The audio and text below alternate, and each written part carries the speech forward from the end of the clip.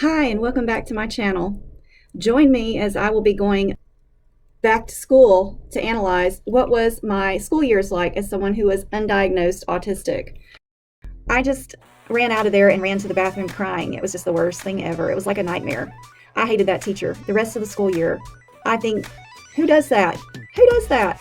Senior yearbook, I probably have tons of signatures from other kids, right? Nothing. I don't have any signatures. I don't know if I had just lost my confidence, and my son is gone for a week. I can use his room and I can record at any level of voice I want to. I'm not disturbing his homeschool. So this is the perfect week to delve into this as I have time to go through my old school stuff. Okay, so here was the request I got as far as a video. She said, Angela said, Jenny, I was wondering if you could do a video of how school was for you, academically, socially, and your relationships with teachers from kindergarten through grade 12. Did teachers think there was something wrong with you? Were they more caring or less caring with you, harsh, strict, overbearing, or opposite? Thank you, Jenny. So I really had to think on this topic. You know, I turned 50 this year. It's been a long time since I've been in school. I've tried to forget many of those years, especially high school. And talking specifically about teachers, my teachers would have never suspected autism. I was a child in the 70s.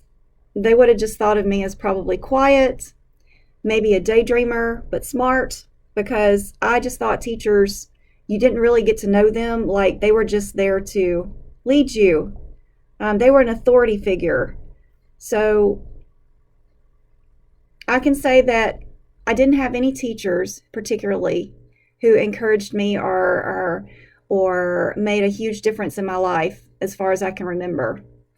Not until college, at least, when I was willing to open myself up more. I feel like I was just a vapor of smoke in their classroom for 1 year and then out the door, never to be thought of again, because I was quiet. To me, in school would be like the worst thing ever. It was something I avoided at all costs. I did not want to get in trouble, and I didn't want that attention. I flew under their radars because I was not especially hyper in the classroom. Now get me out there at break, at recess, playing out there. I'll be twisting on bars, swinging, sliding, get all that energy out then. But in the classroom, I don't think they would have noticed anything different about me. I was never diagnosed with ADHD like my brother. I think that I was stemming even back then with movements, such as when I was swinging, I was, always wanted to be on the swing, flipping on the bars, fidgeting my hands, flipping my hair, biting my lip, were just some of the few things that I did. I never voiced my opinion on anything being too bright, as far as smells. Things just weren't noticed back then by teachers, I feel like. Unless you were the little boy that was bouncing all over the classroom, or you had issues like you couldn't read, you needed help reading. I don't really think you would have been noticed so much back in the 70s. Teachers nowadays are more aware of, autism and other conditions, and they're probably more on the lookout for things like that. Okay, thinking back to elementary school is really hard because, that was in the 70s. But from what I can recall is, I remember in first grade, I carried a pillow to school and I sucked my thumb. And I had that pillow. I liked manipulating the fabric of the pillow. I think that's stimming behavior now that I didn't know back then, nor did my parents.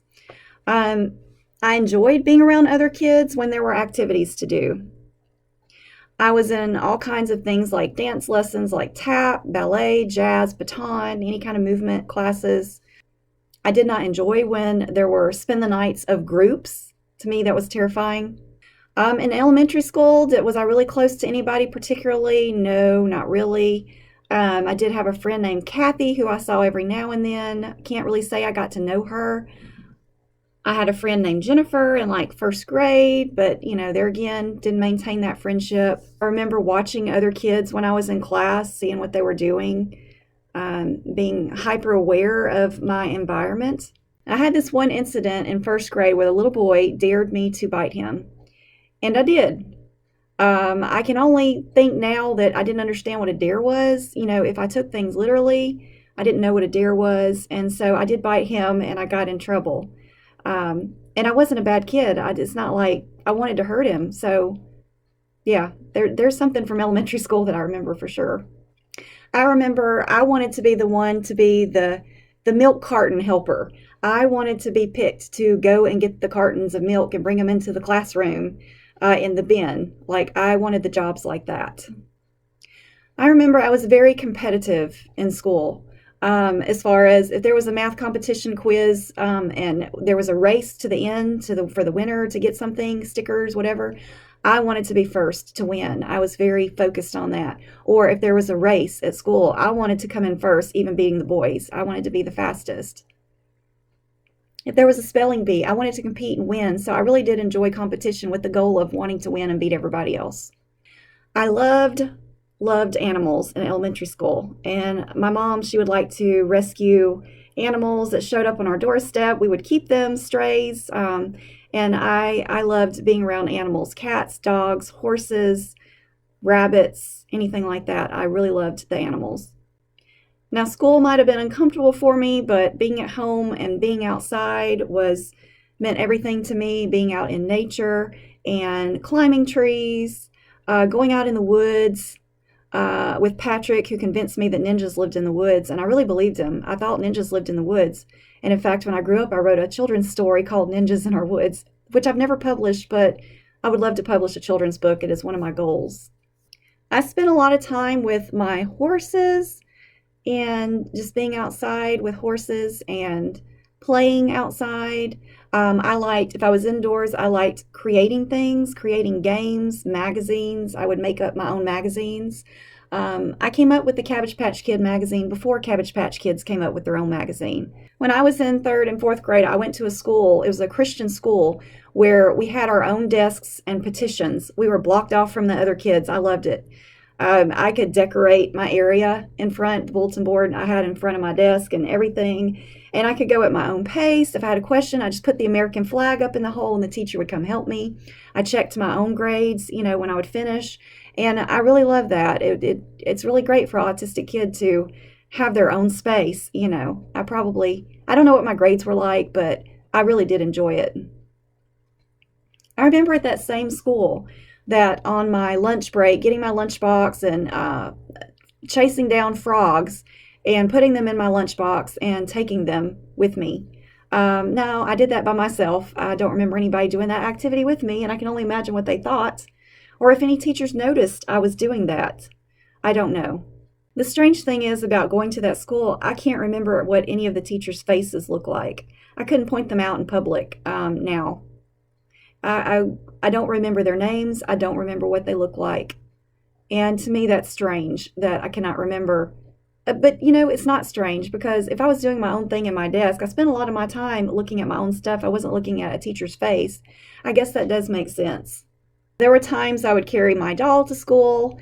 And the thing I remember about carrying a doll to school is I don't remember having an attachment to it other than it was my doll. Like, there was no storyline, dialogue. It was just, this is my doll, this is Elizabeth, this is my doll. And it just was comfort in that way for me. I remember as a child, I wanted to grow up to be an archaeologist. I thought that was the coolest thing ever, to be able to discover something that no one had seen in thousands of years. And, that says a lot that says a lot right there, because an archaeologist is paying attention to details, very detail focused rather than people focused. So that kind of strikes me, as something maybe an autistic kid would want to grow up to be. All right, let's move on to middle school. Things got harder from the 5th grade on for me. I found this from 1986. It's when I graduated in 6th grade, and it was a little book. And it gave me some good information in here. So I wanted to share with you. My favorite subject in 6th grade was science, and that remained with me, I think, through high school. I really enjoyed science and English the most. My hobbies were gymnastics and riding horses. And my favorite activity back then, that early on, was PE, because, we were doing things, and that makes sense. Okay, my craziest time in sixth grade or fifth or sixth grade was at the library aides party. You can imagine that was fun. Yeah, it was fun. We had pizza, potato chips, homemade ice cream. After we ate, I was talking to Mary. Devin snuck up behind me and tried to pull my hair. I caught him and chased him and hit a book on his head. Then I got a piece of ice and put it down his shirt. He got a piece of ice and tried to put it down my shirt, but he couldn't catch me. So he put it down Carl's shirt, and Carl put a piece of ice down my shirt. Then the bell rang. I had fun. You know, I was a jokester. I was. Like, I felt like I could connect through people through jokes, the whoopee cushion joke, ice down their shirt joke. If I didn't know how to communicate verbally, I could communicate through jokes because people understood laughter and jokes, and I did too. And I think that's how I connected with people. So I remember also in fifth grade, when I went to I went to a Catholic school at that point, and we weren't Catholic, but I was sent to a Catholic school, and things got harder. I was held back in fifth grade for doing bad in math, and I had to repeat. I think masking began for me in middle school as relationships got harder. I did work in the library, as I said, as a volunteer for sorting books, and I loved that. I really enjoyed that. I enjoyed being around books. I loved the library. One of my favorite times was when we had to do a research paper, and I picked the topic of Walt Disney. And I had so much fun finding resources, doing the index cards, the bullet points, everything about it. I loved doing the papers. And then moving on to seventh grade, it was very memorable to me because then at that point I went back to public school. And it was awful. I hated it. It was very uncomfortable, and it was a very uncomfortable year for me. Relationships were more complicated. I didn't understand the dynamics and being friends with other people. I was terrified finding a place in that school and finding who to be friends with. I moved from group to group at first until a girl named Sonia and Carolyn took me in as to be friends with them because I knew someone that they knew from earlier years. So we became friends, and they were great, and I spent time spending the night with them, going places. We were friends in school. We hung out together. But, there again, even though we were friends, I still felt distant. I remember observing people a lot in the classroom, and, I guess you could say people watching is one of my favorite hobbies, but watching other people and how they interact with each other, I did a lot of that. And, my good friend was Jay. Now, he had a crush on me and liked me, but I didn't like him back in that way. But he was outgoing, and I tend to find it easy to be friends with extroverts because it doesn't feel like the focus is so much on talk, but having fun and doing things.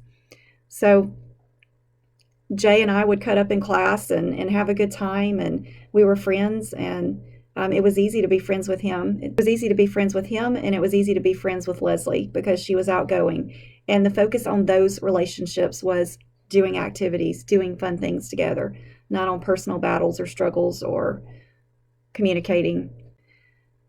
I also had a friend named Cece who was a few years older than me, and I guess she kind of took me under her wing, and I really enjoyed being friends with her because we always did fun stuff.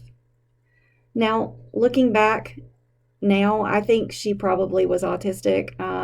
Our friendship became more awkward the older we got as far as communicating with each other, and um, she kind of fell away and stopped talking to me and moved on with her life, and so that was another failed friendship. She recently wrote me on Facebook and commented under a picture of when I was like heavier and said, "Oh, you look like so and so in your family." And that was her comment after years of not talking to me. And I thought, that's a weird way to communicate. I remember in class in seventh grade sitting behind a guy, and he was talking to somebody across the way, and I started mimicking his behaviors and copying his movements of what he was doing. And they were laughing at me, but it was a good laugh because I was being funny, and I liked that. So there was mimicking, but to get laughter and to connect, trying to connect with people when I didn't understand how to connect with communication. Okay, let's move on to high school, the one that I remember the most. It was the worst. I hated high school. I really did. I went through a variety of friends in high school, different people, different groups. I was extremely depressed and anxious in high school. I was bullied at times. I was the smallest in class, and I was an easy target. Times I hated the most in high school were pep rallies, when you had to stand by somebody and figure out who your friend was. I hated lunchtime, sitting in the lunchroom. I was sitting with a group of girls who I think probably thought we were all good friends, but really I felt like I was the outsider sitting at the table looking at them. It's just really weird. I spent a lot of my time that daydreaming that everybody liked me, and that I was doing a gymnastic routine in front of everybody at a pep rally, and they liked me and they cheered, and just remember a lot of daydreaming on people liking me. Well, I guess what I could do to be liked, kind of thing. When I sat in class, I was not one of the kids that would raise my hand to give an answer. I would want to avoid with everything within me to not be picked on or chosen for an answer. I did not want to be called on. The only classes I really liked were science and AP English. I liked science because I enjoyed the science, and I liked English because I could write papers, could write essays about my life, my story. I never understood why, when we were told to read a certain book in class and then give a report on it, why other people saw the situations differently than I did. I feel like I didn't understand the storyline the same way they did. They would get something different out of it, and I always thought I must be some kind of weirdo. I remember failing psychology class. The funny thing is, I went on to major in psychology. Riding the bus was awful. I hated it. You had to choose somebody to sit by, then you had to sit there and talk because there's nothing else to do but talk. So riding the bus, I did not enjoy it. Now, a meltdown that I remember having in high school was 8th grade. My boyfriend had just broken up with me. I thought it was the worst thing ever. I was sitting there. I don't remember if I was actually crying. I did sit on the front row in the front seat. But whatever she saw on my face, my teacher asked me to stand up in front of the class, and then she began belittling me by telling me that you do realize you're failing this class. I just ran out of there and ran to the bathroom crying. It was just the worst thing ever. It was like a nightmare. I hated that teacher the rest of the school year. I think, who does that? Who does that? It's like the worst teacher ever. I ended up having to go to summer school because I failed that math class, 8th grade math, algebra. I couldn't comprehend math very good. I think earlier in my years, they tried a different method of teaching math in like 3rd grade, and I didn't understand it. I just got behind with math the rest of my years. I struggled with math. I particularly did not like word problems. The ones about Charlie and Daniel are in a boat rowing 2 miles. If they take a left and go 30 miles and take a sharp right, a 180-degree turn, and go north, how many miles have they gone? That just hurt my brain just thinking about that. I just couldn't handle those kind of questions too much. I mean, why were they rowing in a boat a mile? That's crazy. They could have got a different kind of boat, with a motor or something. I don't know. So my senior year, it pretty much was me and my boyfriend. So I was dating a guy, and his name was Alan, and we pretty much hung out with each other. Like I said, it was easier for me hanging out with guys because it wasn't so complicated. Communicating, I didn't have to do so much, you know what I'm saying? So I hung out with my boyfriend a lot. I think at that time I was just going from groups to groups also, and senior yearbook, I probably have tons of signatures from other kids, right? Nothing. I don't have any signatures. I don't know if I had just lost my confidence in friendships. I didn't feel connected to anyone anymore. Everyone seemed to be in their own dynamics of relationships, going through things. So nobody signed my senior book. I didn't ask anybody to because I didn't want the rejection of them not wanting to sign it, or I feared what they might say in my yearbook if they did sign it. Now, we also had something called a senior year memory book where you could put things in there. Now, I did get people to sign that. The main thing people thought of me was, stay sweet. It was good to be your friend. Stay sweet. Obviously, I didn't voice my opinion to anybody in high school. If only if they'd known what I was really thinking. It was a mask. It was a mask for everybody. Even at my senior graduation, I probably went out with a lot of people and had a good time, didn't I? No, my friend Leslie was there and my friend Jay was there. We took some pictures together and I went home. That was it. There was no going out with other people. In high school, I did attend a lot of parties because I thought that's what you're supposed to do. That's what other kids seem to do. So I'm supposed to go to these parties where they drink. Maybe I should be drinking too. I got in some really bad situations in high school and taken advantage of by drinking, and because I thought that was what you're supposed to do. Boy, was I friends with the wrong people. They used me many times for my car because I had a car. I was easy to manipulate. I was naive, and they could talk me into helping them skip school because I went with them, and even driving to other places during school time. Again, I wasn't a bad kid, and I didn't want to get in trouble, but this seemed to be what kids were doing, skipping school, at least the ones I was hanging out with. So you could say I've been friends with people in high school from one end to the other end. All along the way, different friends, never the same groups at a time. I remember I almost tried out to be a basketball cheerleader. It was the first year they were going to have basketball cheerleaders. I was going to try out because my friend Leslie was trying out. Like I said, she was outgoing, and I did go to like one practice, and I just didn't feel comfortable around the popular girls. They were the ones who were going to ultimately pick who was going to be a basketball cheerleader, and I'll never know if they would have chose me or not. I didn't try, it's one of those things I wish maybe I would have tried, but I just wasn't interested enough to do it. So emotions I struggled with in high school, they ranged from anxiety to depression to suicidal ideations on in high school, like 11th and 12th grade. My parents sent me to a counselor. I didn't like the counselor I went to. It was a male, and I just didn't connect with him. And so counseling wasn't very effective to me. My parents didn't put me on any kind of medication when I was in school of any kind. I think the only thing that got me through those years, honestly, was God, because there were times I could have died. Some of the things I did, being influenced and talked into doing, I could have died. And honestly, God saved me, and I'm grateful for that. I didn't at that time had a particular close relationship with him as I do now, but he got me through school and brought some people into my life that did help me. I got out of school. I survived. I survived high school. So I hope you're able to get anything out of this video that you could use.